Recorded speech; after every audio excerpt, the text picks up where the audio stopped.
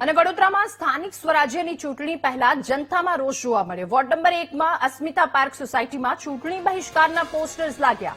પાણીની સમસ્યાનું સમાધાન ન નીકળતા સ્થાનિકોમાં આ વાતને લઈને રોષ છે। 5 વર્ષ પહેલાની રજૂઆત તેમ છતાં હજુ સુધી કામગીરી ન થઈ હોવાનું સ્થાનિકોએ આરોપ લગાવ્યો છે। કહ્યું પાણી નહીં તો વોટ નહીં, આ પોસ્ટર્સ લાગ્યા છે।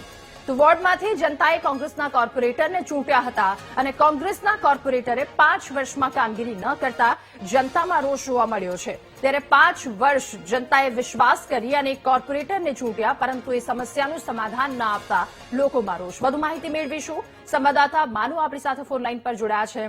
માનુ, અસ્મિતા પાર્કમાં ચૂંટણી બહિષ્કારની ચીમકી, પોસ્ટર્સ લાગ્યા છે। રાધા, એક તરફ ચૂંટણી જાહેર થઈ ગઈ છે ત્યારે હવે જે મતદારો છે 5 વર્ષમાં જે સુવિધા નથી મળી તેના કારણે પોતાનો રોષ ઠાલવી રહ્યા છે। વોર્ડ નંબર 1ની અસ્મિતા પાર્ક સોસાયટી છે, ત્યાં ચૂંટણી બહિષ્કાર કરવાના બેનરો રાત્રિ દરમિયાન લગાવવામાં આવ્યા છે। આ સોસાયટીના લોકો છેલ્લા 10 વર્ષથી પાણી માટેની રજૂઆત કરી રહ્યા છે, તેમ છતાંય પાણીની સુવિધા નથી મળી અને એને લઈને જ એમને બેનરો લગાવ્યા છે કે હવે કોઈ વોટ લેવા અહીં આવતા નહીં, મતદારોને પહેલા પાણીની સમસ્યા હલ કરી આપો, ત્યારબાદ વોટ માંગવા આવજો।